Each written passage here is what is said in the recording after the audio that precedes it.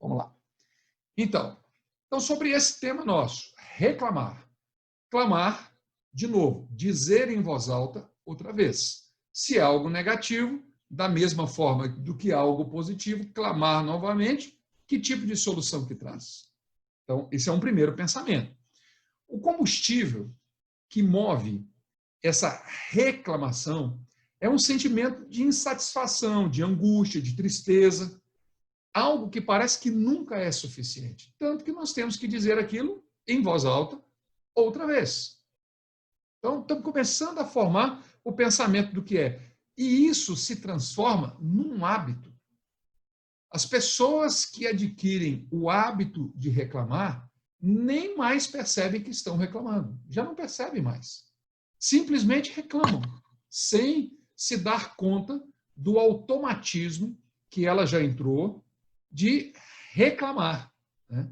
É infeliz. É algo que é um vício. E, na maioria das vezes, nós deixamos de perceber que nós estamos reclamando. Nós passamos por um automatismo, como eu estou dizendo, né? Reclamando por reclamar. Nós já começamos a reclamar por reclamar. E é uma estratégia imatura. Porque no momento em que nós estamos reclamando, nós não estamos dando a solução. Nós estamos transferindo para o outro, a quem nós estamos reclamando, a solução dos nossos próprios problemas. O que nós já fazíamos, nós já estávamos acostumados a fazer quando nós tínhamos 3 ou 4 anos de idade. Nós já reclamamos daí.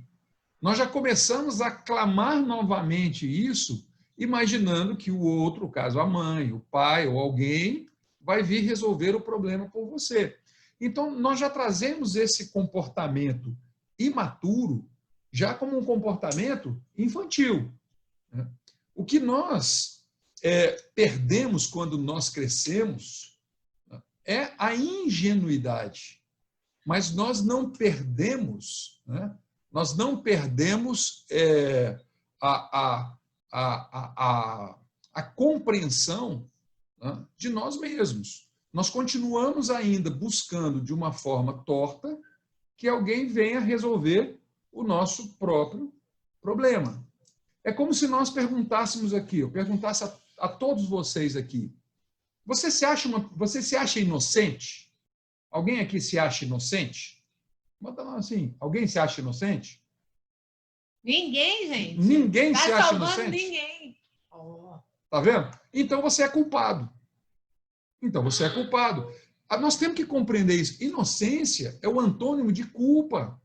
Se você não é culpado, você é inocente. O que nós perdemos quando nós crescemos é a imaturidade. Não é uma questão de inocência. Inocência é como nós nos colocamos. É como nós compreendemos e agimos em relação às coisas. Então, você reclamando ou não, você tem que se perguntar, as coisas mudam? Se você reclama, a coisa muda? É algo inteligente de se fazer? E a gente tem que pensar, o Herbert está falando que reclamar é um hábito. Hábito é aquilo que nós praticamos automaticamente. Não é? Então, para sair, para se enxergar disso, é preciso quebrar esse automatismo.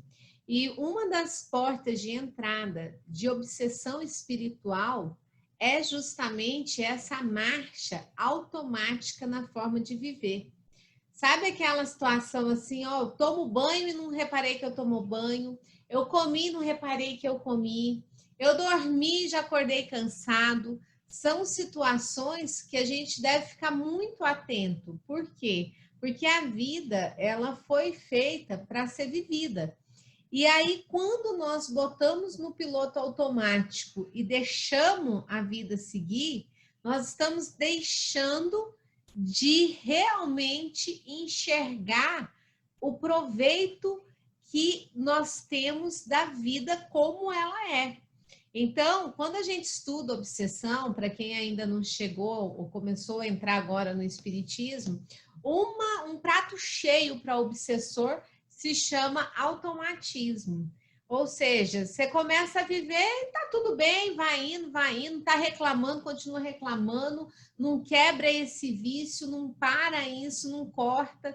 E a gente tem que pensar muito bem sobre a importância do autoconhecimento, que é justamente para você conseguir enxergar aquilo que você não enxerga. Então, o obsessor vai te ajudar a se enxergar essa falha sua? Não, ele vai aprofundar, ele vai falar, isso é nada, besteira, não pensa não. Agora, por outro lado, o seu mentor, em determinados momentos, ele dá aquele estalo assim, né? Você sente, fala, gente, mas por que eu tô reclamando? E aí você para pensar, é tão bonito, né? O hashtag gratidão, vamos ter fé, foco, força e fé, tamo junto, gentileza gera gentileza, é tanta frase pronta, e aí você precisa fazer uma análise necessária do que realmente está dentro de você. Então, quando pergunta assim, reclamar para quê? Além de ser um vício, um hábito, é o que você pode, muitas vezes, estar carregando dentro de você. E aí chegar e falar, tamo junto, gratidão, só é da boca para fora. Você não está conseguindo arrumar dentro de você o seu sentimento. Por isso que é importante você parar sempre. Tá acelerada a vida, tá acelerada, acelerou. Tem que dar uma parada, repensar realmente o que você está fazendo. Quando você começa a prestar atenção nas coisas, elas vão mudando. Eu, por exemplo, quem me conhece sabe dessa história, eu fui criada numa cidade de interior. Cidade de interior é um sistema bruto, né? É uma coisa doida. Você faz um negócio num dia, no outro dia a cidade inteira está sabendo. Não precisa, é mais rápido do que Instagram, do que Facebook. Eu fico imaginando que eu saí da minha cidade já tem 22 anos, né? E agora com a tecnologia lá deve ser uma loucura, porque antes que não tinha tecnologia já era assim, ó, correio eletrônico, a rapidez. Então, o fulano comprou um carro, a cidade inteira sabia que ele tinha comprado o carro, quanto ele tinha pagado, todo mundo ia falar, mas ele não devia ter comprado, não devia ter feito dívida, que isso? Ele só quer humilhar todo mundo, ele quer aparecer, ele quer isso, ele quer aquilo. E é assim, cidade de interior, quem já viveu, é uma coisa complexa, por quê? Porque é todo mundo muito junto, muito conhecido, e está entranhado na mente esse ato de reclamar, e a gente não percebe. Quando eu fiquei com o Herbert, né, o Herbert fez uma crítica muito dura à minha pessoa. Não pode ligar para não ver, não. Me chamou de fofoqueira, olha isso. Ele falou na minha cara, Patrícia, que eu era fofoqueira. É um absurdo. Herbert, chegou evoluída, hein? Quase que ele ficou sem mulher. Você acredita? Eu falei, não, parou, que isso? Me chamar de fofoqueira, que isso? E aí, o que acontece? Eu não conseguia perceber isso, mas analisando profundamente, eu comecei a reparar que era. Por quê?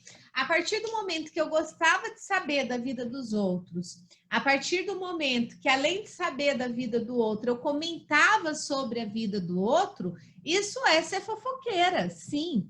E o pior de tudo da fofoca, né, é quando você se compara com o outro. E aí, essa questão da gente se comparar com o outro, muitas vezes, vai gerar esse hábito da gente reclamar, porque a gente nunca está feliz com aquilo que nós temos, mas a gente quer projetar para ter aquilo que os outros têm. Então, a reclamação, ela pode vir, sim, né, de vidas anteriores, que você já vem carregado com esse hábito já. Seu perispírito é aquela língua, assim, que fere. Falou, levou. Né? Então, tem que tomar cuidado com isso. Pode ter um fundo de um hábito realmente, de um momento na vida, você ter se colocado numa situação de fragilidade e não ter conseguido mais sair dela. Tem a ver com a insatisfação pessoal, porque se eu estou satisfeito pessoalmente comigo, para que eu vou ficar reclamando? Não faz sentido eu reclamar. E também tem essa outra perspectiva também de fatores obsessivos, Então, a gente tem um leque para cuidar, para diminuir o hábito de reclamar. Mas o primeiro convite é: você realmente reclama? Ah, Eno e Herbert, reclamo. Beleza. Você vê justificativa para você reclamar? Aí começam a ser questionamentos mais profundos. Se eu vejo, sim, justificativa para eu reclamar, minha vida não é aquilo que eu queria, eu não tenho o melhor marido, meus filhos dão problema, eu isso, eu aquilo, pá. Você está botando para fora um sentimento que está mal resolvido dentro, né? E isso vai fazer com que você só tenha um relacionamento frustrado, porque você vai esperar do outro a solução daquilo que você está reclamando. Ele não vai dar. Então, você vai se frustrar. Nesse processo de frustração, nós nos aproximamos? Não. Nós nos distanciamos. É claro que todos nós temos problemas, né? E o ponto de desequilíbrio dos problemas não é a quantidade deles na vida da gente, mas é como nós lidamos com eles. É com cada um de nossos problemas que nós enfrentamos, como nós lidamos com ele, que vai significar uma situação de equilíbrio ou desequilíbrio. Não o fato como nós expomos, não o fato de dizer em voz alta, não o fato de dizer em voz alta novamente, que é reclamar, né? Então, quando você reclama, para perceber, você acusa. E o outro, naturalmente, passa a se proteger. Quem é acusado num processo de reclamação tem a tendência de se proteger. Como que a pessoa se protege? Muitas vezes atacando até de volta. Não precisa necessariamente ser com palavras. O ataque de retorno pode ser silêncio. Pode ser, inclusive, silêncio, aquela chamada silêncio das palavras não ditas, aquelas palavrinhas que vêm assim na garganta e não tem força para sair. Você já desistiu. Então, o ato de reclamar vai causar frustração, vai causar afastamento, né? Então, afinal de contas, né, nós já afastamos o outro para tão longe que ele ou ela já não encontra mais forças para se reaproximar de nós mesmos com palavras. Não vai haver diálogo. Nós afastamos de tal maneira reclamando.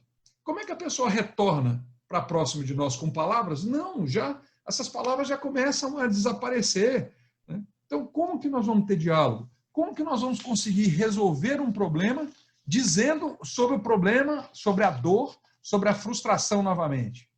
A solução está em se conhecer. Nós se autum, como dizia Jesus. Sábios da antiguidade vô-lo disseram, né? Conhece-te a ti mesmo. O que quer dizer isso? Não se conhecer significa viver uma ilusão de si mesmo. E nessa ilusão de si mesmo, simplesmente entrar num processo de reclamação que vira um hábito, não resolve a sua vida, não auxilia que você conheça você mesmo. Então, existem algumas dicas do autoconhecimento. A primeira é você descobrir o que está por detrás da sua reclamação. Quais os sentimentos que surgem pela frustração de não atingir a solução que você tanto quer? Que tipo de sentimento é esse que surge? Esse é um primeiro pensamento sobre você mesmo.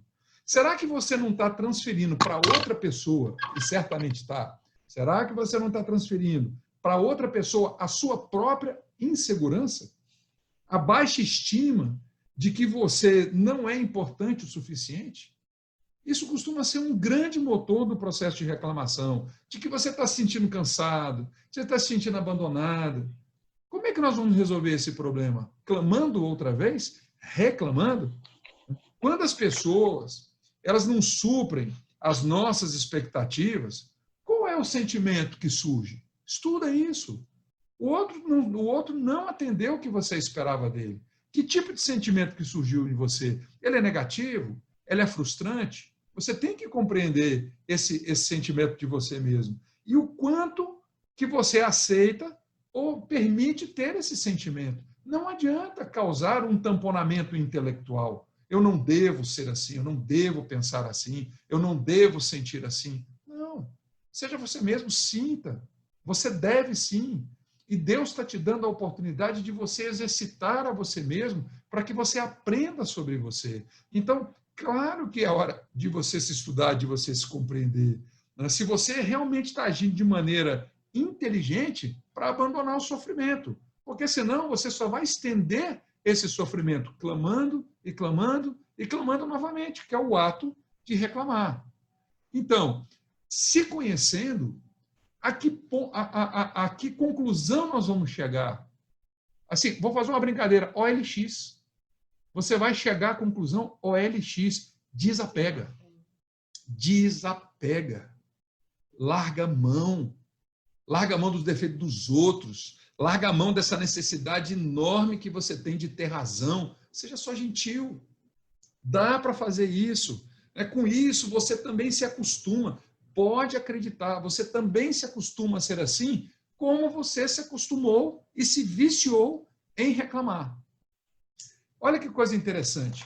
Tem um pastor americano e esse cara se tocou com isso. E ele, na congregação protestante dele, ele fez uma preleção lá sobre a reclamação, né? Levando as pessoas a pensar, a raciocinar sobre o ato de reclamar. E, no final, ele fez uma proposta.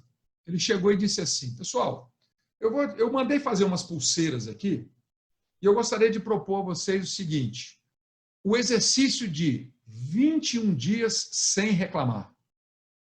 Deu a pulseira para quem queria. Fala assim, eu vou te fazer uma proposta, eu vou te dar a pulseira, você vai botar a pulseira no braço. Você vai viver a sua vida normal. Quando você perceber que você reclamou de alguma coisa, você tira a pulseira e passa a pulseira para o outro braço. O que acontece? Começa a recontar os 21 dias. E toda vez que você reclamar, você pega a pulseira, muda de braço e você começa a recontar novamente os 21 dias. Era bom usar de casal, né? Imagina? Quanto que a gente tinha que trocar as pulseiras o dia inteiro? Eu confesso que eu tentei fazer isso com o relógio. Mas a pulseira não aguentou. Não aguentou? Não é possível. Não suporta. Então, você vê como que é algo arraigado em nós. Experimenta fazer isso.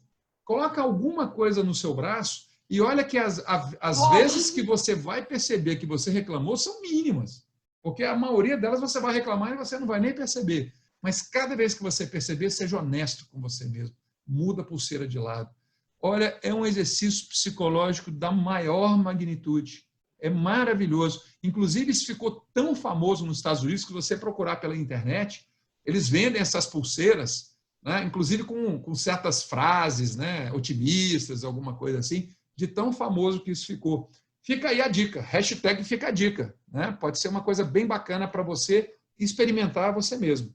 Tá certo?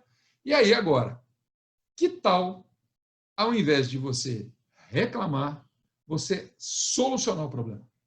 É que Deus, ele é superior, então ele fez as mulheres superiores, né? Acho que esse negócio aqui tá ruim. Você sabe que quando a gente vem na encarnação mulher, a gente progride inúmeras vezes mais, né? Então, é brincadeira, viu, meninos? Mas por que eu tô brincando? Porque mulher a gente reclama sem perceber, né? Até diz que dentro dos casamentos a mulher edifica a casa, tá lá na Bíblia, né? Ou então ela traz um chicote tão ferido na língua que ela vai detonar a casa toda. Olha isso. Então, para nós mulheres, por isso que eu tô brincando, né? Que é uma missão difícil. Parece que Deus deixou evoluir mais o senso de reclamação na gente. E a gente fala mais do que homem. Nós somos impulsivas. Quando a gente vê, já falou. Já era, né? O homem, ele já vem mais racional. O defeitinho de fábrica nosso de mulher é um pouquinho mais complexo para consertar, mas a gente consegue consertar. E o interessante é isso. Se a gente pegar na Bíblia, tá lá falando que a gente pode edificar. Então, dentro de relacionamentos, o que é o usual? Quando tá apaixonado, quando tá lá namorando, é tudo bonitinho, é tudo lindo, meu amor, meu benzinho, meu querido, e desliga você, não desliga você. É uma delícia, né, gente? Tá apaixonado é uma delícia. Hoje nem tem esse mais desliga, né? Porque o WhatsApp não deixa desligar. Eles é a vida inteira junto, assim, e filma, e malha junto, e faz tudo junto, e beleza. Mas na nossa época a gente tinha isso, né? Desliga você, não, desliga você, não, não. E aquela coisa de ouvir a voz. Normalmente, o que acontece com os relacionamentos ao longo do tempo, né? As pessoas vão se frustrando, vão tendo dificuldades, porque o casamento é uma instituição abençoada, é uma coisa de Deus. É uma coisa, assim, maravilhosa. Acho que é a maior escola que a gente passa na vida, é o tal do casamento. Por quê? Você vai chegar à conclusão disso que nós estamos conversando. Se você só reclamar, o que vira o casamento? Imagina os dois seres só reclamando, reclamam o dia inteiro. O que vocês acham que acontece? Não tem assim, você não lavou a louça. Eu lavo, mas e você? E você, como é que você foi? Você não lavou a louça para mim todo dia, você faz isso, você é folgado. Aí daqui a pouco tem mas você também, né? Você é grossa, não sabe pedir com educação. E assim vai, gente. E assim vai. Eu estava lendo um livro, aliás, estou lendo um livro de uma pastora americana. E é interessante o quanto que ela coloca essa questão da reclamação como uma forma de realmente expiação. Ela fala, quando você vê que você vai reclamar, começa a orar. Começa a orar, peça para Deus para fechar a sua boca. Peça para Deus para te dar inteligência. Peça para Deus para que aquele sentimento ruim que está lá fazendo você reclamar vira em sentimento de amor, vira em sentimento de coisa boa para o próximo. Então, esse é um convite. Então, se a gente pegar, né, qual mulher que nunca falou para o marido, você nunca me beija? Isso. Bia, já falou isso para o Luiz? E o Fábio e a Risa, né? E aí, também já reclamou? Eu reclamo, gente. Direto tem que reclamar. Direto tem que reclamar. E aí ele já me dá um corte. Falei, não, ao invés de reclamar, o que é para eu falar? Eu dou uma sugestão para ela. Fala assim, puxa, que você não chega assim para mim? Olha, essas mulheres vão concordar comigo. Fala assim, eu sinto tanta saudade de você me beijando, como a gente fazia quando a gente começou a namorar. Deixa eu ser sua namorada. Aí as mulheres vão falar assim... O que vocês acham, gente? Depois de 20 anos juntos, falar um negócio desse. Fala assim, você quer levar, né? Quer apanhar, tá de brincadeira. Mas tem mais, né? Começa assim, né? Você nem olha mais para mim, tô velha, tô gorda, né? E o duro que você tem até uma piadinha, né? O cara fala assim, porque eu tô velha, tô gorda, você não vai falar, o que você acha? Você tem razão, né? Você fala um negócio desse, rapaz, acabou. Não tem mais diálogo. Falou correto. Você vê? Viu? O que você acha? Tem razão? Tá demais, né, Patrícia? Tá demais. Tá é um treinamento, Patrícia. Por isso que eu falo que é um treinamento. É um treinamento. A gente chega lá. Então, são poucos que chegam lá. Ao invés de fazer assim, vamos falar assim, né? A mulher podia, de repente, chegar, olha só, vou de novo aqui, né? Eu sei que eu sou importante na sua vida e toda vez que você me olha com aquele olhar que me fez apaixonar por você, isso me dá segurança, me faz sentir mais bonita, mais desejada. Aaron Herbert! Tá demais para mim isso aí. Tá demais, tá bom. Olha lá, mais uma, né? Você nunca me ouve. Quem nunca falou isso, gente? Não dá importância em nada que eu faço. Já falou isso? Já ouviu? Você já ouviu esse papo? Não, claro que não. Né? A gente não ouve da mulher. Ela pode falar assim, ó, ela podia chegar e falar assim, ó, eu fiquei chateado com o que aconteceu. É importante para mim que a gente cumpra aquilo que a gente combinou, porque eu acabei me sentindo insegura e mal. Dá para a gente conversar? A Patrícia vai ter um ataque. Tá vendo? Tá vendo o porquê da reprovação, né? Ela tá vendo. O negócio é difícil, minha amiga. O trem pega. Mas aí, quando você vai na Bíblia, realmente, gente, a Bíblia, ela coloca para nós mulheres essa posição. ela fala a Bíblia em submissão, mas se a gente for pensar na palavra submissão, não é uma submissão de você baixar a cabeça e pronto, é de serviência, de você ter esse serviço de servir ao próximo. Então, lá fala que nós fomos criadas para servir, por isso que a gente é mãe. Quando você é mãe, você não serve? E você reclama com seu filho? Reclama, mas muito menos do que com o marido. Não, Fábio? Filho é uma coisa, né? Marido é outra.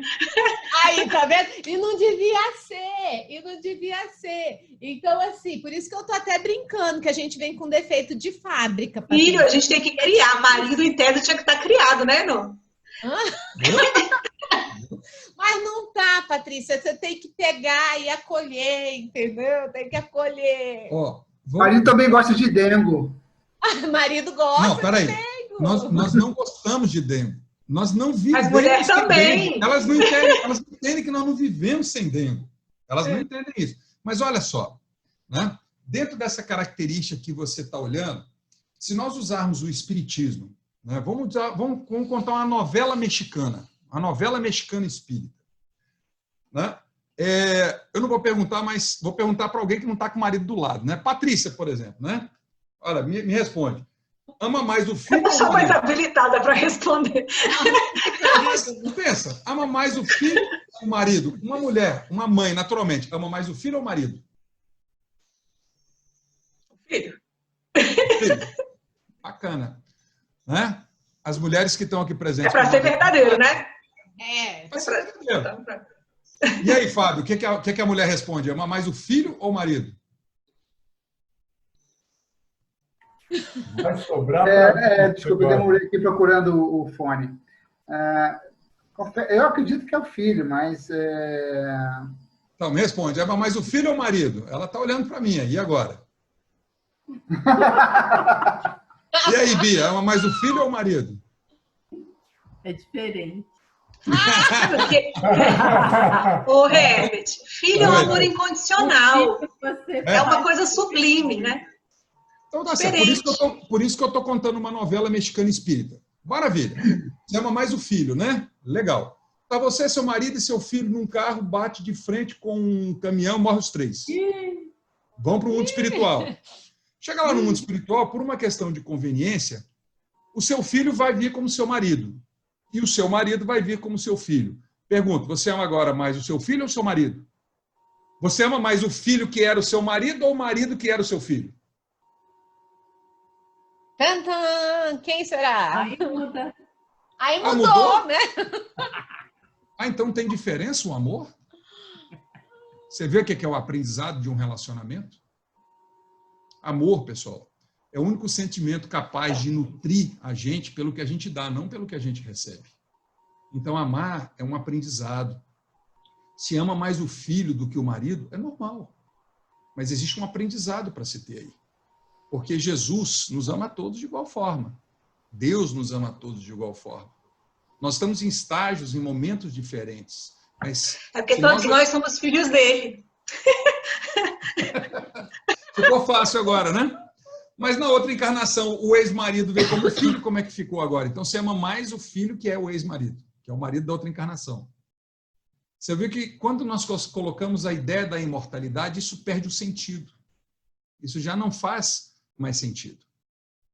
Então, é um aprendizado para que a gente entenda, né, que o processo de dialogar é o processo mais eficaz para solucionar problemas. O processo de reclamar é o comportamento mais ineficaz para solucionar o problema, porque distancia as pessoas. Simplesmente. Diz a espiritualidade superior, que hoje a turma do Darth Vader, né, vamos chamar assim, não, brincadeira, né, que a turma do Darth Vader hoje insufla no planeta a reclamação. É o modo mais efetivo que tem de separar pessoas, de tirar o prazer de viver, de tirar a esperança das pessoas, é reclamar. Então, hoje, a turma do Darth Vader, como nunca, incentiva você a reclamar. Sopra para você reclamar. Porque reclamando a gente pega as cores e torna as cores cinza. E isso passa a mudar a nossa vibração, o nosso jeito de ser. Né? E aí é o que eu estou falando, abre a porta para a obsessão. E assim, a gente tem recebido, né, muita leitura do mundo espiritual aí, para quem quiser, quem acompanhar, tem muita coisa. Joana de Ângeles é uma defensora da não reclamação. Hermance Dufour é uma outra que, nossa, chama a atenção demais da gente com a questão de reclamação. Por quê? Porque é o que eu estou falando. Reclamar é clamar duas vezes. Então, eu falo, boto para fora aquilo que está doendo em mim. Ok, maravilha. Por isso que a gente vai, às vezes, em psicólogo, em psiquiatra, porque você precisa falar. Se você não falar, você estoura. Né? Só que quando você vai lá para ser escutado por um psicólogo, qual é o remédio que ele está te dando? Pensa. Quem já fez terapia? Qual a solução Qual que é ele a está te solução? dando? O que é que ele está dizendo para você pensar, sentir e agir? Ninguém nunca foi um psicólogo, gente? Ajuda aí. O que é que o psicólogo faz com você? Te faz pensar, refletir na realidade. E quem é que encontra as soluções? O Você psicólogo? mesmo. Não, você Olha, mesmo. Ele só te instiga a chegar a essas conclusões, né? Entendeu? Eu acho que Então, é importante é saber a distinção entre reclamar, não é que você tem que ser passivo, acho que é isso que vocês querem dizer, né? Não é que você tem que ser passivo diante da vida e diante dos problemas, é você não ter a postura de só reclamar, mas assim, de conversar e pensar para tentar chegar a uma conclusão qualquer, uma mudança de atitude, né? Acho que é por aí. exatamente. E o psicólogo tem esse papel, né? a Joana de Ângeles, ela fala justamente isso. O ser consciente é aquele que está constantemente, ou seja, encarnou até o fim lá, foi para o mundo espiritual constantemente, é aquele que está procurando se conhecer. Para que ele procura se conhecer? Para se melhorar. Então, tem um propósito. Às vezes, a gente é muito impaciente. Você já teve uma pessoa que você liga, fala, e aí? Por exemplo, e aí, mãe, tá tudo bem? O que ela responde? Tá ótimo, meu filho.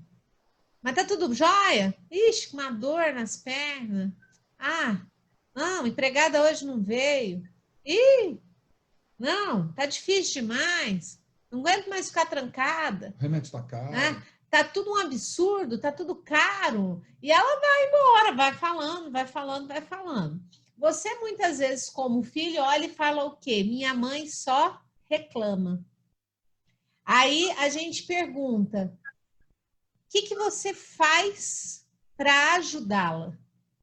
Nós podemos fazer alguma coisa para ajudar a pessoa?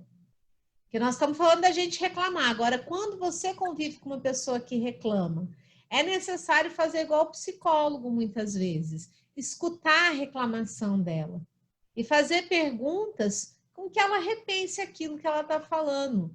Na forma dela melhorar. Então, tem muita gente que tem hora que você tem que escutar. Nossa, verdade, está com dor? Mas tomou remédio? Não, tomei remédio. Não, menina, que isso? O remédio é caríssimo. Não, então eu vou ajudar, eu compro para a senhora o remédio. Não, precisa fazer isso. Não, faz questão de fazer. E a gente ser cortês. Mas quando a gente escuta a reclamação que vem da outra pessoa, é necessário estar com o coração aberto para poder falar, para poder receber o que ele está reclamando, compreender lá no fundo o porquê e se ver como uma pessoa útil de poder ajudá-lo a não mais reclamar.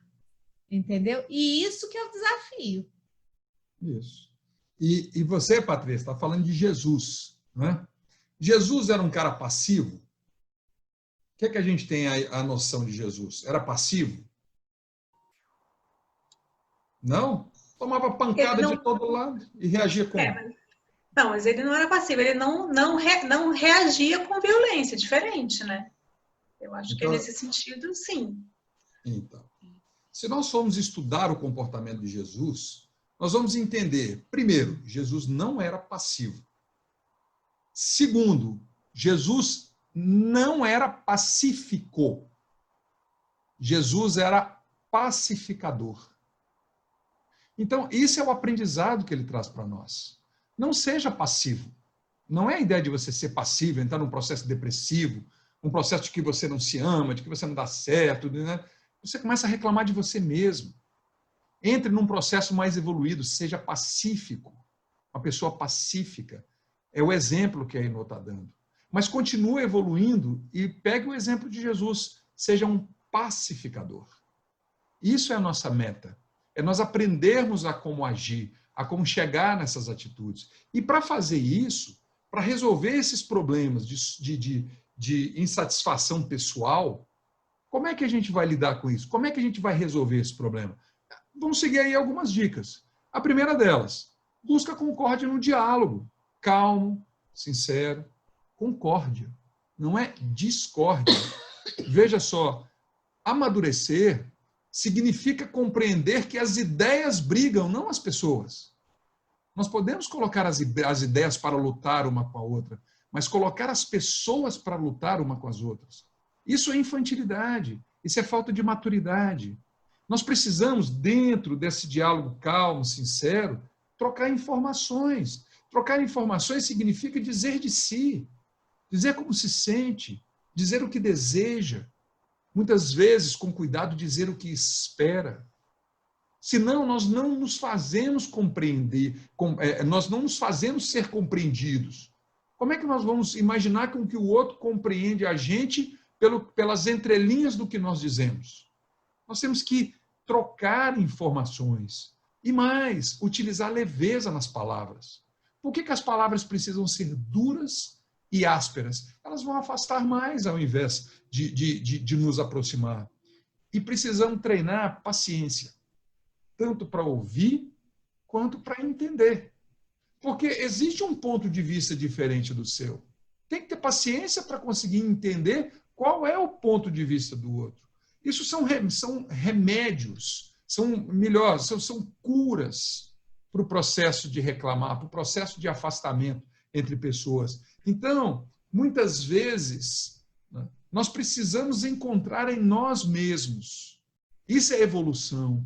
Força para dizer, independente de uma contrapartida, dizer a outra pessoa, eu te amo, eu quero aprender a te fazer feliz. Me diz como. Isso parece um ato de submissão, mas, ao contrário, isso é uma abnegação. Isso é um processo de indulgência, de pegar leve com o outro. É um processo de benevolência, de querer bem ao outro. E o exercício disso se chama devotamento. Ou seja, é mais do que acreditar, é devotar aquilo ali. Isso é um processo de exercício, exercício, exercício.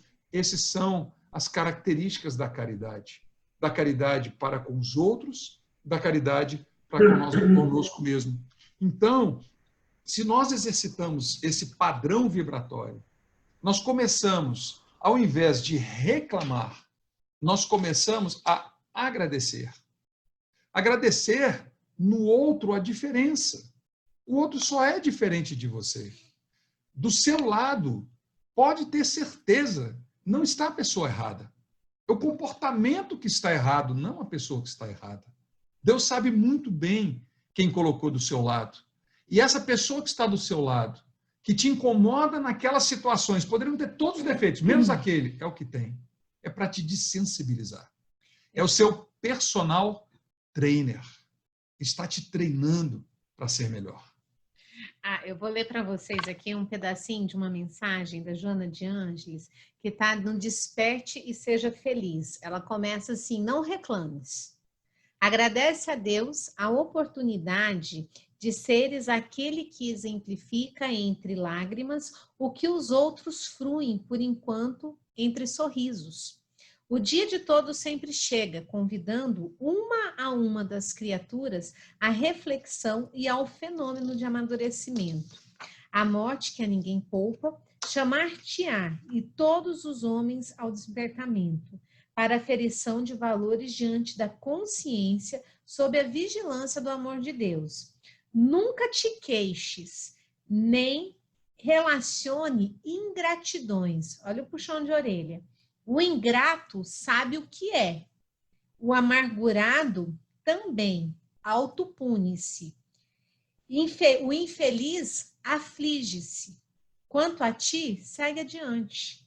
Jesus, que é perfeito, experimentou entre os homens o sarcasmo, a desolação, a negativa, a traição, ensinando-nos que o amor, para ser verdadeiro, é paciente, tolerante, compreensível, jamais reclamando, pois ele sabia que a terra ainda é escola de redenção. E os homens que a habitam encontram-se em processo de aprendizagem e complementação espiritual. Não reclame nunca mais. Olha isso. Então, qual a importância da gente conseguir se policiar? É ganhar, gente, o que todo mundo quer. É conseguir viver uma vida mais plena e mais feliz. A reclamação, ela coloca, não é o que é de melhor nosso para fora. Ela é você pedindo para os outros, resolva o meu problema. Que nós sejamos as pessoas que sejamos capazes de ouvir a reclamação dos outros e que não fiquemos somente reclamando. No nosso grupo que a gente tem, que nós trabalhamos na comunhão de desobsessão, a nossa mentora, que é a irmã Sidufo, ela, para o tratamento, ela uma vez mandou para que aqueles que estivessem sendo cuidados no grupo fizesse o seguinte: para cada um pensamento negativo, a pessoa parasse e enviasse 2 pensamentos positivos. Passou um pensamento negativo pela sua cabeça, para. E aí fala, caramba, por que eu estou pensando que vai acontecer tal coisa? Não, deixa eu pensar positivo, vou pensar positivo. E isso a gente foi acompanhando algumas pessoas que estavam sendo tratadas e que realmente fizeram um exercício. É incrível como a pessoa, ela conseguiu se enxergar dentro da reclamação. E ela começa passos pequenos, gente, a passos pequenos, degrau por degrau. Ela começa a se policiar e começa a fazer o quê? Reclamar menos. Então, esse é o convite. Nós estamos aqui numa escola de aperfeiçoamento, o quê? Moral. Nós somos espíritos perfeitos? Não, senão estávamos todos em Júpiter, daí para cima, mas não estamos aqui na Terra. Então, nós carregamos sim as nossas imperfeições. Isso é problema? Não. Tá tudo ok reclamar? Sim, tem hora que você precisa. Mas, lembra que nós falamos lá no começo, isso é um vício, é um hábito. Se você, ao invés de reclamar, procura solução para as coisas, porque não tem também o tipo da pessoa que reclama para quê? Só para reclamar, só para fazer o ouvido dos outros, para encher. Ela quer solução? Aí ela dá a solução. Mulher, meninos, a gente tem isso, né? Tem hora que a gente só quer reclamar mesmo. Aí você escuta, fala, ok, tá tudo bem, amor, é isso mesmo. Né? Pronto, passou. Né? Passou, ficou boa. Vale mais do que um Rivotril, gente. Tem hora reclamar na orelha do marido. É ótimo, é excelente reclamar na orelha do marido. Mas a gente... a Bia gostou, né, Bia? Tá? É isso aí, ó, Bia. Fala na orelha aí do Luiz. Testa a paciência dele, é um treinamento. E a última coisa que ela quer é solução. E nós temos mania de dar solução, não dá solução, cala a boca, ouve. Aí o homem, a gente chega e fala, não, porque olha, o que aconteceu hoje? E começa, por que aconteceu isso? Por que aconteceu aquilo? Tarará, tarará, tarará. O homem olha para a cara da gente, na boa, fala assim, então, mas por que você não faz isso? Aí a gente faz o quê? Quer matar o marido. Fala, eu tô com dor nas costas, porque você não toma um remédio?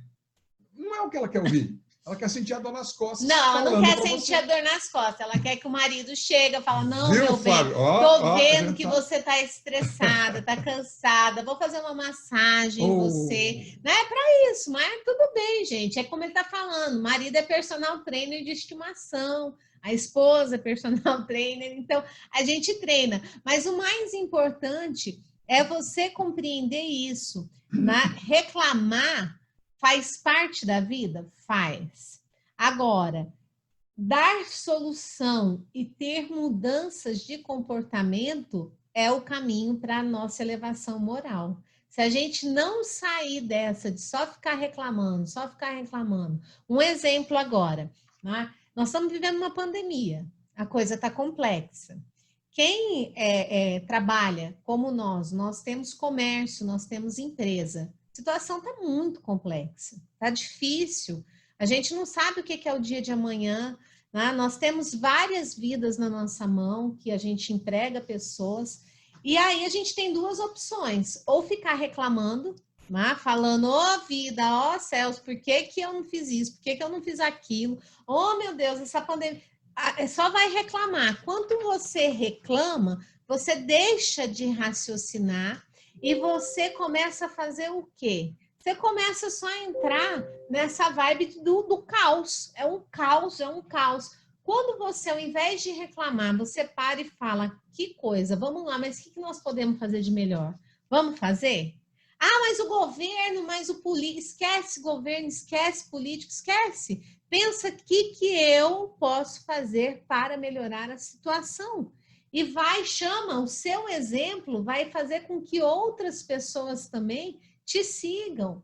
E é isso que é interessante. Você já viu algum espírito superior reclamando? Eles não reclamam, eles olham para a cara da gente, tem hora assim que você fala, meu Deus, lá vou levar uma pancada, né? O Emmanuel mesmo, um dia que Chico estava desesperado lá, cansado de ser humilhado, de ser criticado, de ser isso e aquilo, o Emmanuel chegou na porta, o Chico olha para o Emmanuel e fala assim, Chico, que bom, Emmanuel, que bom que você chegou. E aí ele começa a reclamar para o Emmanuel, e reclama, e começa a chorar. O Emmanuel pacientemente, delicadamente, vira para o Chico e fala assim, acabou o chilique? Bora trabalhar? Não vai adiantar nada isso que você está fazendo. E é assim. Aí é duro isso? Pode ser duro, pode ser complexo, mas faz parte de um processo de treinamento. É igual quando a gente pega e fala para um filho pequeno que ele não pode fazer uma coisa. O que ele faz? Ele sapateia, ele acha ruim, ele fica de bico, ele faz birra, ele vai fazer um monte de coisa. E aí, o que você vai fazer? Você vai ceder? Não, você vai deixar ele passar por aquilo, porque ele precisa amadurecer. Então, as reclamações nossas, elas são, sim, fazem parte de um processo de amadurecimento, sem problema nenhum. Mas o vício de reclamar não traz soluções modificativas e estruturais para a nossa vida. E aí, estamos concordes? Porque você vê, esse negócio de reclamar, isso é antigo. Desde que nós vivemos em sociedade, nós reclamamos. Nós encontramos na Bíblia, tanto no Antigo quanto no Novo Testamento, né, citações dessa. Pode passar algumas. Nós temos algumas citações. Por exemplo, vamos lá. Coríntios. Para quem duvida que está na Bíblia, está lá. Coríntios 10:10. Que não se lamentem e lamuriem como faz alguns, pois esses foram destruídos pelas mãos do anjo destruidor. Não saia de vossa boca nenhuma palavra torpe, e sim unicamente a que for boa para edificação, conforme a necessidade, e assim transmita graça aos que ouvem. Efésios 4:29. Olha essa, Provérbios agora, 18:21. A língua tem poder sobre a vida e sobre a morte. Os que gostam de usá-la comerão do seu fruto. E Filipenses 2:14-15. Fazei todas as coisas sem murmurações, nem contendas. Fazei todas são todas as coisas, né? Inclusive lavar a louça sem reclamar, né? Daí por aí vai. Para que sejais irrepreensíveis e sinceros, filhos de Deus, inculpáveis no meio de uma geração corrompida e perversa, entre a qual resplandeceis como astros no mundo. Antigo, hein? Antigo e atualmente, assim, surpreendentemente moderno. Ou seja, quantos 1000 anos já se passaram desde o Antigo Testamento, passando por Jesus, que faz quase 2000 anos que ele apareceu né? Que ele foi aparecer com 30 anos de idade, que ele teve toda aquela visibilidade e tudo. Né? O que mudou na nossa tecnologia de lá para cá? Muita coisa. O que mudou na nossa inteligência de lá para cá? Muita coisa. O que mudou nos nossos sentimentos de lá para cá? Pouquíssimas coisas ou nada. O que mudou nas nossas emoções de lá para cá? Pouco ou nada. Sentimentos é o que nós percebemos quando vem algo de fora. Emoções é o que nós percebemos quando vem algo de dentro. É emo. Então, passaram-se milênios e nós ainda estamos imaturos nos nossos sentimentos e nas nossas emoções. Tanto que os antigos, e não faz muito tempo, assim se entendia, nós entendíamos, por exemplo, que tudo que nos acontecia era devido ao corpo. Então, o corpo criava tudo. Então, por exemplo, né, se um indivíduo era criminoso, por exemplo, nós temos lomproso. Né? Lomproso chegava e fazia quase colobotomia, né? Enfiava alguma coisa aqui, dava uma porrada e tudo mais, o cara ficava manso, pacífico. Por quê? Porque o corpo, né, era bilioso. O corpo dava àquele indivíduo aquela condição criminosa. Nós pensamos isso durante muito tempo. Nós durante muito tempo, acreditamos que o corpo dava à pessoa o comportamento e a doença. Nós pensávamos dessa maneira. E essa expressão mau humor, né, que nós utilizamos hoje, vem de humores. O que é um mal-humorado?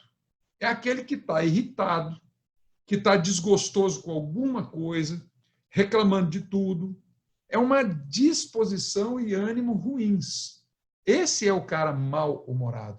Mas de onde que vem essa informação? Como nós acreditávamos que era o corpo que causava esse tipo de comportamento, nós acreditávamos que os 4 humores conhecidos, quais eram os 4 humores conhecidos?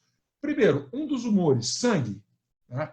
É um dos humores, né? O líquido, é um humor, tá?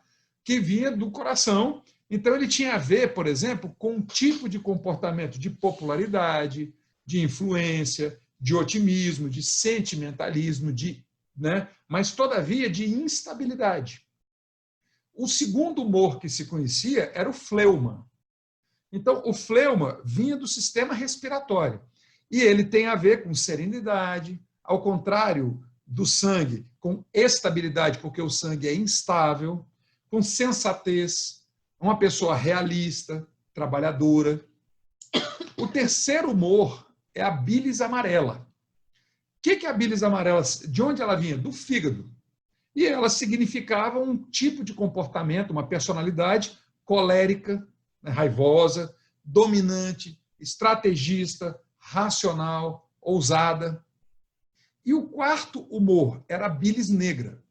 E a bilis negra, que vinha do baço, ela significava características comportamentais de melancolia, conformidade, intensidade, profundidade, e é uma pessoa muito analítica. Então, esse era o nosso conhecimento, ou seja, como que nós conseguíamos lidar com uma pessoa, por exemplo, que antigamente nós chamávamos de louca. Né? Não faz muito tempo nós dávamos eletrochoque. Certo? Atualmente, nós damos eletrochoque. Voltou os tratamentos de eletrochoque para determinadas situações. Mas nós dávamos choque. Né? Nós temos, inclusive, assim, um comportamento até muito exercitado nos desenhos animados, que é a paulada na cabeça. Você dá uma paulada na cabeça, a pessoa, melhorei. Né? Porque nós tínhamos muito que isso era do fígado, do físico. Então, na época, o que eram os tratamentos médicos? Eram absurdos do ponto de vista hoje, de certa forma, que era o quê? A sangria. Se fazia a sangria por quê? Era para tirar um dos humores, ou seja, diminuir o humor do sangue, porque ele estava sobressaindo sobre os outros humores. Ou então, purgativos, que eram laxantes, né? Verdadeiros laxantes, que se tomava para poder se libertar do fleuma. Ou então se fazia processos de vômito, coisas para vomitar, para tirar do estômago para dentro, para liberar bilis amarela, para diminuir a bilis amarela. E a bilis negra se usava enemas, que são lavagens intestinais, né? Introduzia líquidos pelo ânus, né? Dentro do intestino, para poder fazer lavagem. Se fazia muito com café, inclusive, né? E até hoje, em alguns lugares, ainda se faz esse tratamento. Muitos dizem efetivos, outros dizem não efetivos. Mas claro que hoje o que nós fazemos diz respeito a um processo de desintoxicação e não ao reequilíbrio desses humores. Então, quando nós estamos falando que nós estamos com mau humor, nós estamos, né, com um humor mau sobressaindo aos outros. Então, inclusive, se tinha, por exemplo, que a febre era um mecanismo do corpo para cozinhar o humor que estava em excesso. Nós só acreditamos em tudo isso. E olha, nós acreditamos durante milênios.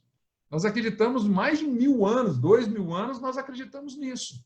Até nós entendermos que dentro desse corpo físico habita um ser emocional, um ser sentimental, que não é o corpo que é bilioso, é o habitante do corpo que é bilioso, o habitante do corpo que é encrenqueiro, né? Que é reclamão, que é chato, que é exigente, que é crítico, né? Não o corpo em si. Então, isso dá para a gente uma noção muito abrangente, ou seja, pelo menos mais abrangente, de que nós não somos reclamões fisicamente. Nós não somos reclamões, né, pelo ser que habita o corpo. Nós somos reclamões pela incapacidade de lidar com nós mesmos, pela ignorância de nós mesmos, por não nos conhecermos de maneira adequada. Então, nós reclamamos e adotamos isso na vida como hábito. E se nós perguntamos, para quê? Qual o resultado? O que você atinge com o processo de reclamação que seja exatamente o que você quer? Qual a resposta? Nada. E aí, nós temos resposta? E até aqui? O Rodrigo está perguntando ali, quem é esse que tem o mau humor? O ego ou o ser? Boa pergunta, tá aí o Rodrigo perguntando, né? Quem é esse que tem o mau humor? O ego ou o ser? Veja só, nós estamos entrando por um pensamento junguiano, né, do self, né, ou do ego. Eu diria a você, né, o self, né, é esse conjunto todo de quem nós somos, mas nós não temos acesso, graças ao ego. Ego é um porteiro. Se nós pudéssemos criar assim, uma imagem mental, por exemplo, nós estamos aqui dentro de uma sala. Essa sala tem uma porta, depois da porta tem um corredor, depois desse corredor tem o resto.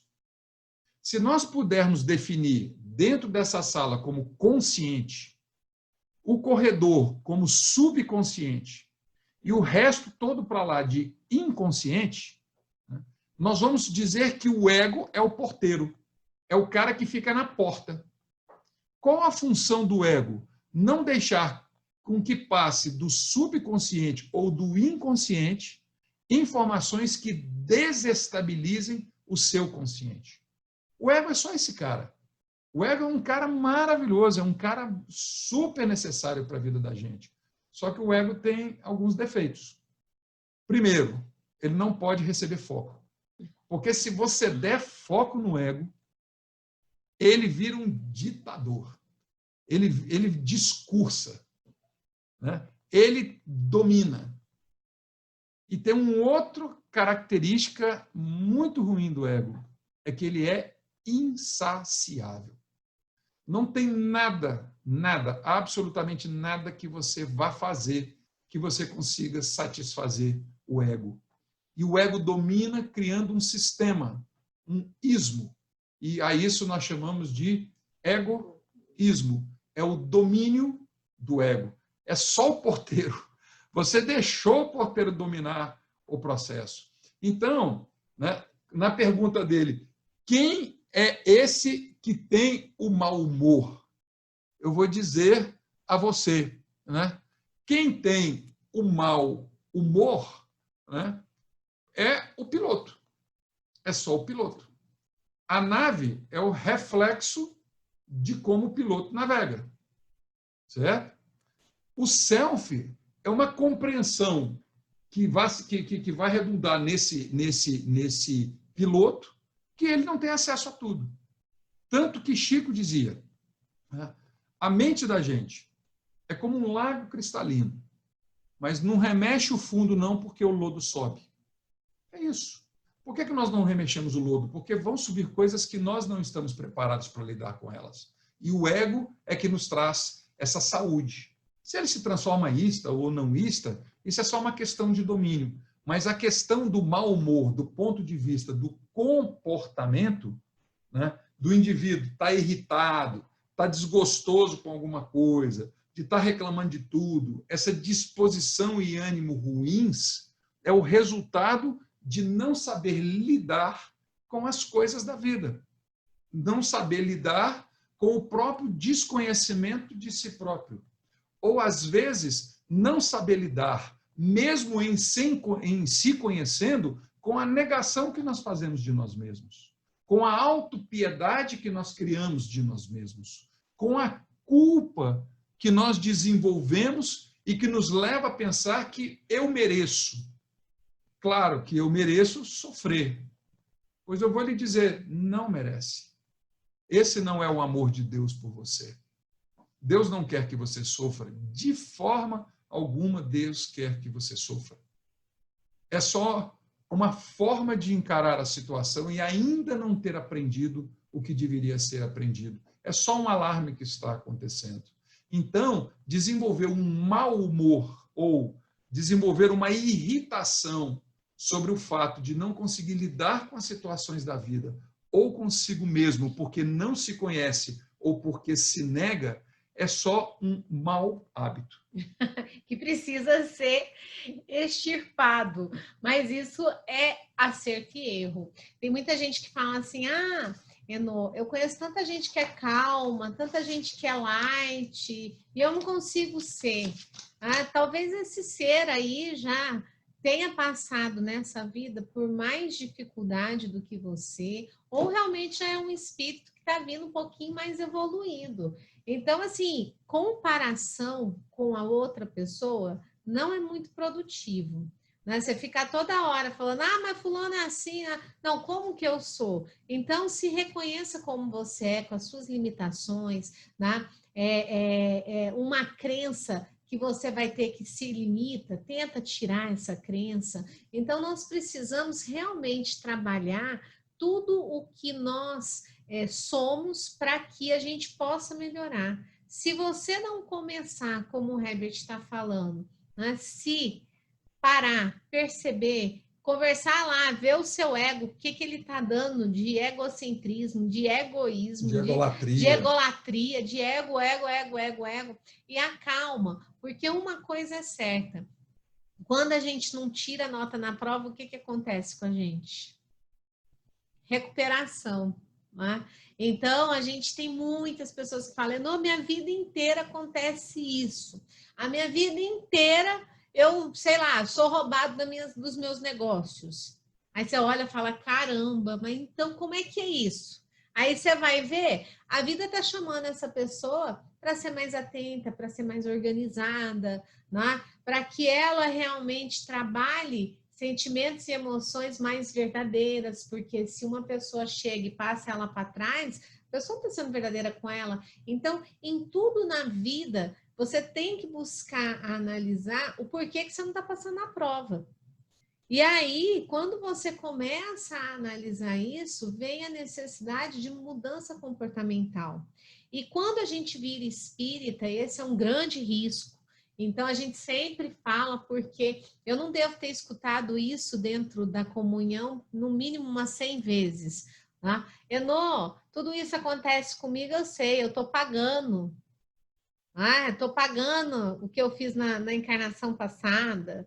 Eu sofro porque é meu karma. Eu vim nessa vida, então eu tenho que sofrer mesmo. Cuidado com isso, isso não é espiritismo.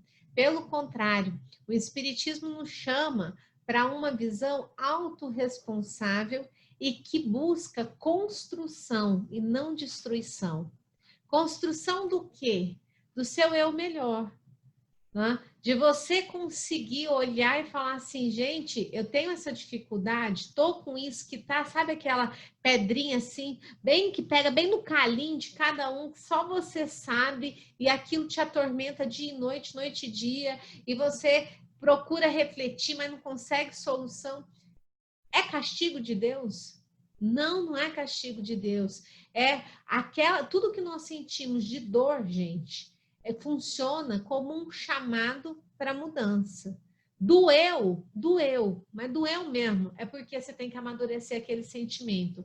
Não tem coisas que tem época na vida que a gente super se chateia.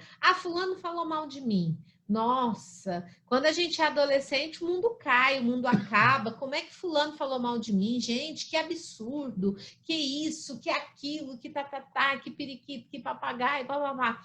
De repente, você entra, vai acostumando, vai entendendo por que o fulano falou, e daqui a pouco você não se preocupa mais pelo que o fulano falou de você. Isso não te magoa mais. Você vai começar a se preocupar mais com aquilo que você é e não com o que o outro falou de você. Então, isso é um sinal de amadurecimento. Eu estou vendo que tem um monte de pergunta. O ego não seria uma onda no oceano?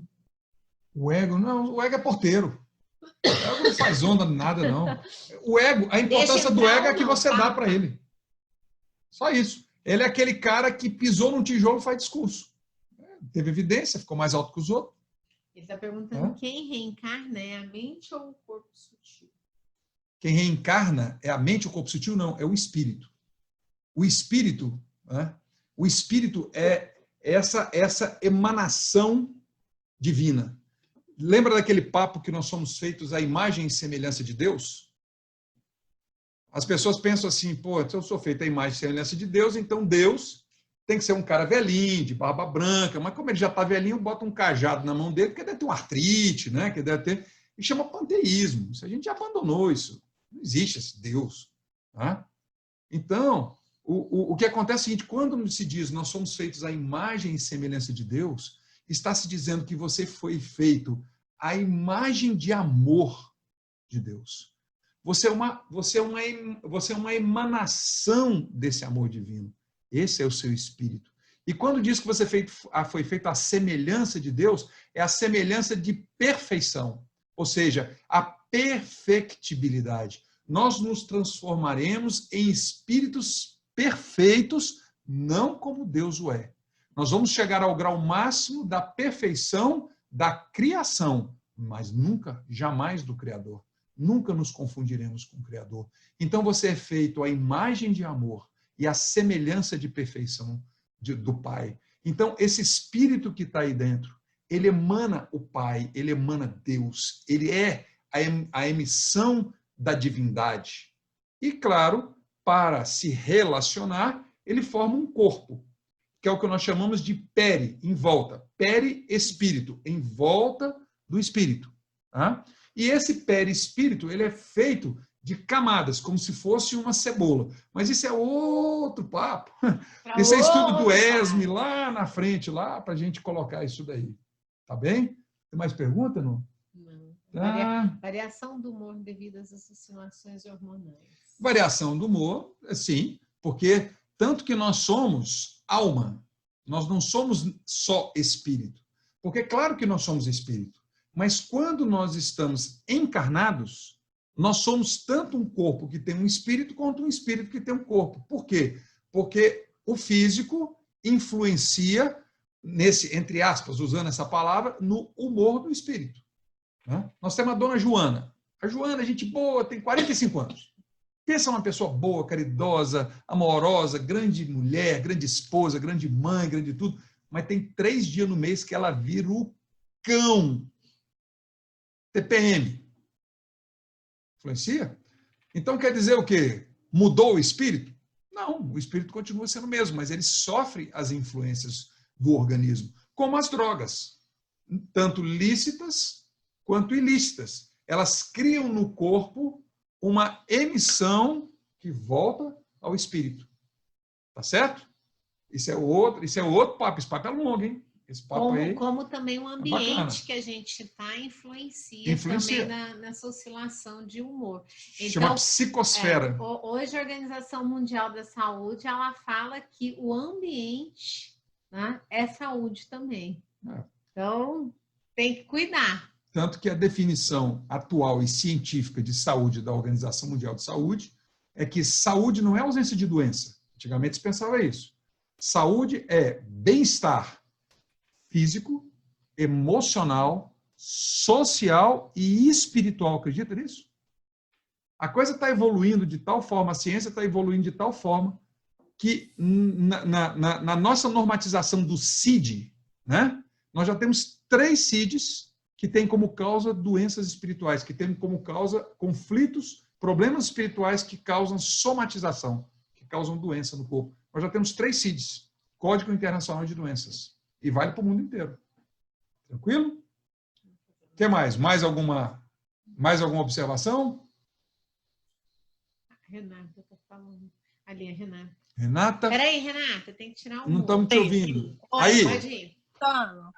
Eu queria falar em relação a essa questão do ego, é porque, assim, na verdade, tem vários conceitos de ego. Assim, esse conceito que você falou, assim, que é um conceito da psicologia, mas também tem uns conceitos, assim, que o pessoal, assim, que é espiritualista usa. Acho que uma ideia que eu acho bacana do ego, assim, a gente tem 2 níveis de mente.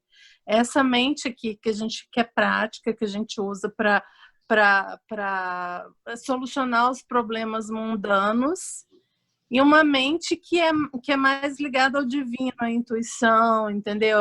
A nossa espiritualidade. Então, assim, o ego, na verdade, ele está mais na matéria, mais perto da matéria. Uma mente que você usa para usar, assim, para resolver esses problemas, assim, materiais, mundanos e tal. Entendeu? Então, assim, ele às vezes causa problema, porque o ego, justamente o ego que é aquela mente que fica querendo que você tenha status, que você ganhe dinheiro, que você apareça para os outros, entendeu? Tanto que a gente fala, assim, comumente a gente fala, nossa, a pessoa tem um ego muito inflado, né? Assim, mas existe uma outra mente que é a mente que é ligada a Deus, assim. Bacana. Você está falando o seguinte, é porque o ego adoece. Né? Ele vira egocentrismo, egolatria, né? Egoísmo, criando um sistema. Tá? Mas eu contaria o que você está dizendo de uma outra forma que é científica. Tá?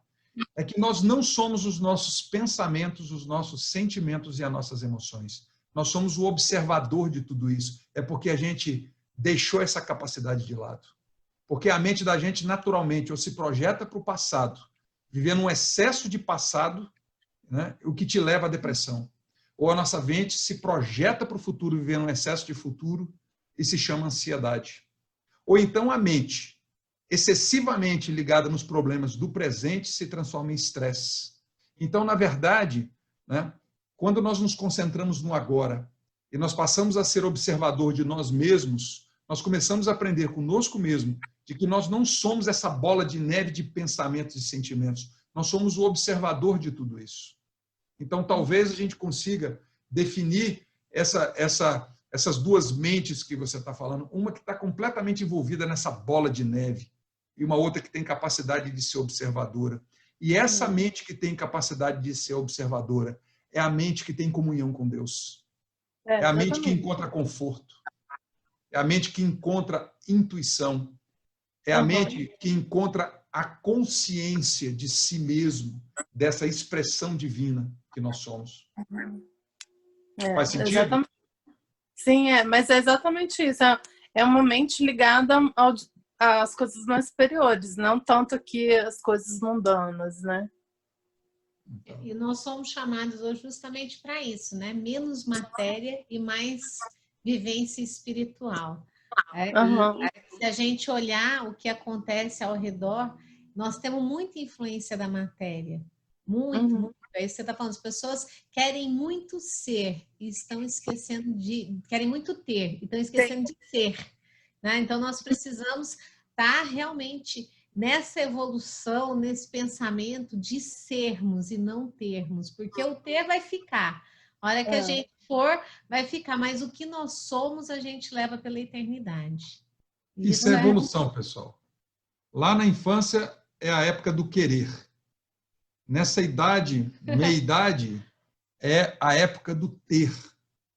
E quando a gente amadurece, é a época do ser. Nós passamos a tirar o valor das coisas. Nós deixamos de viver a coisificação para viver pessoas. A felicidade não está em ter, está em compartilhar. E quando nós aprendemos a ser, nós entendemos que a felicidade está na qualidade do compartilhamento. Então a gente investe mais nisso. E olha que não é a idade só que traz amadurecimento. Tem muitos de 80 anos que são mais imaturos do que o neto de 12. Isso não quer dizer muito. Né? Maturidade é algo que se adquire com treinamento. Não é um presente, é algo que se adquire. Então eu gostaria aqui, né, nós já vamos encerrar, e nós temos aqui um nome, é MG PIN, né? Eu sei que você está me ouvindo. É como não está o seu nome aí, eu não sei necessariamente o seu nome, mas é que eu gostaria de nesse momento, elevar o meu pensamento a Jesus, para pedir para Ele, para cada um que estão aqui presentes. Né? Eu tenho o nome de todos, mas, né, MG PIN, vou me referir a você assim. Tá? E se alguém não tiver mais nenhuma... Rosana, desculpa, obrigado. Vou lembrar do nome agora. Vamos fazer uma prece. Prece. Mas você sabe o que acontece? Olha, não é fazendo propaganda de A ou de B, não.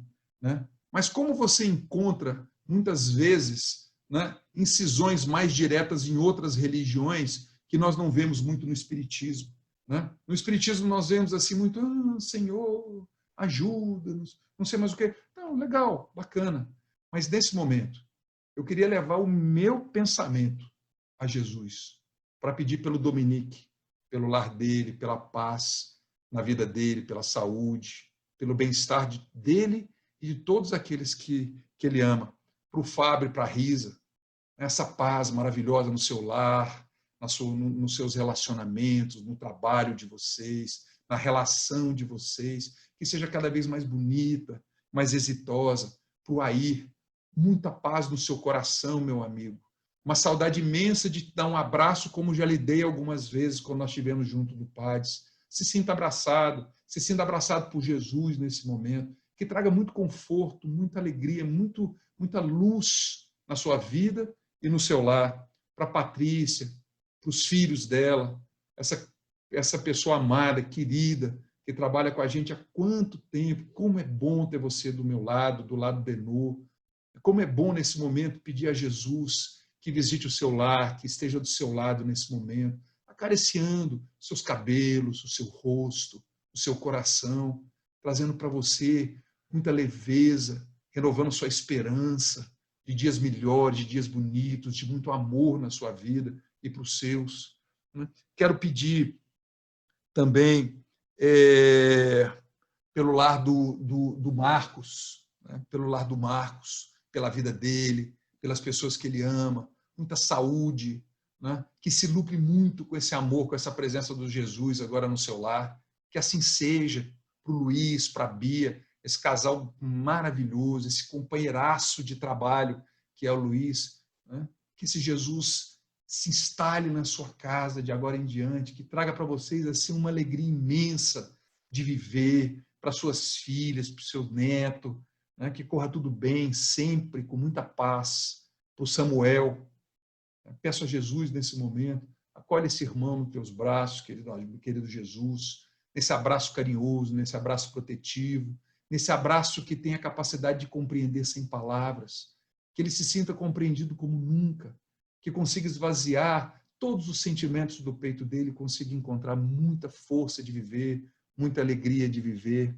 Para o Rodrigo, está conosco desde o começo, muito obrigado pela presença dele, muito obrigado por poder dizer a ele palavras do bem, como nós acreditamos que seja o bem, mas não são como as suas palavras, querido amigo Jesus. Que as tuas palavras ecoem na mente dele, no coração dele, que traga para ele toda a paz que ele precisa, toda a compreensão para as mudanças que ele tem que empreender, a todos aqueles que ele ama, né? Que sejam servidos por essa tua bondade, por esse teu amor, que se sintam muito bem, pelo seu José Leônidas, agradecendo sempre essa boa vontade dele, esse olhar compassivo, a idade dele que traz essa maturidade bonita, que ele possa continuar crescendo, né? Como uma excelente pessoa que ele é no lar dele, na família dele, que a tua visita no lar dele seja inconfundível, Jesus, que traga muita paz, muita tranquilidade, muita proteção.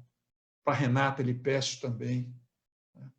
Que acolha essa nossa irmã, essa querida irmã. Não precisamos de nos conhecer. Se nos conhecemos ou não, não faz diferença, porque amar é, antes de tudo, uma opção. E nesse momento fazemos a opção de amá-la. E lhe pedimos, Jesus, que ela se sinta amada por todos nós nesse momento, que encontre muita alegria na vida dela, para Bernadette, para os que ela ama, para o lar dela, que traga muita, muita generosidade, muito desprendimento, muita compreensão das coisas da vida, muita força para reagir e mudar, encontrar alegria de viver, encontrar prazer na vida, muita felicidade. Pelo Sérgio, que está aqui presente com a gente. Que a tua graça, querido amigo Jesus, seja levada a ele nesse momento para que ele sinta a tua amizade, sinta que em ti pode confiar, te colocar o que vai no mais íntimo dele, que ele se sinta muito forte daqui em diante, que sinta a tua presença como nunca sentiu e que ela faça toda a diferença na vida dele. Para a Luciana que está com a gente, esse doce de pessoa, esse auxílio maravilhoso que faz com que nós estejamos aqui juntos. Muito obrigado, que ela possa sentir como nunca essa força de viver, essa força de transformar a vida dela, as pessoas que circulam a ela, que as pessoas que vêm à mente dela, que ela ama tanto nesse momento, sinta a tua presença igualmente, Jesus, a tua proteção, a tua paz, o teu amor, que o lar dela se transforme nesse evangelho vivo, nessa luz viva para todos que se relacionam com ela, né? Lhe peço pela Rosana, né? Que nesse momento receba a tua visita, Jesus, essa visita generosa. Peço a ela que abra a porta da casa pela mente dela, abra a porta da frente, receba com festa esse Jesus que vem para essa festa de alegria, de amor, para fazer com que todos se sintam bem, que vocês cresçam firmes, de mãos dadas, que você sempre encontre nesse querido Jesus toda a paz, toda a harmonia, toda a força, toda a robustez que você precisa. E ao final, querido Jesus, lhe peço pela Sueli que está aqui conosco, que possa igualmente sentir de todos nós todo esse amor, essa bem-aventurança que nós fazemos aqui no bem, falar tanto do bem, ouvir tanto do bem, querendo essa hora maravilhosa que possa ela ser direcionada, que ela possa sentir como nunca, livre, leve e solta para compreender o bem na vida dela, para fazer o bem aos outros, para encontrar muita felicidade, muita proteção, muita saúde. Muito obrigado, Jesus, inclusive pela paciência de me ouvir falando tanto, mas é porque desejamos do fundo do nosso coração todo esse bem a todas as pessoas que estão aqui. Muito obrigado pela tua amizade, pela tua paciência, pela tua bondade. Muito, mas muito obrigado, Jesus. Pessoal, agradeço a todos vocês a oportunidade da gente estar junto, né? E espero muito, assim, esperamos do fundo do nosso coração que você tenha tanto Jesus na tua vida que ele até te incomode de preferência, porque te ajude muito, viu? Muito obrigado a todos. E reclamar, vamos dar uma segurada e vamos pensar em exercício de casa. Na semana que vem vocês contam quem que se viu reclamando. Beleza? Pulseirinha, hein? Um grande exercício mental. Bota a pulseirinha.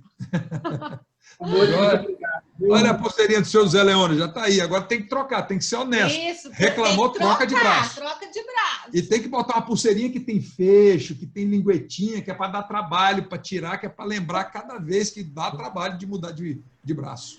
Tá bom? Pessoal, boa noite, gente. Gratidão a todos vocês. Boa noite. Obrigado, hein? Boa noite. Obrigado a todos Até semana vocês. que vem. Muito Boa obrigado. noite. Boa noite. Tchau.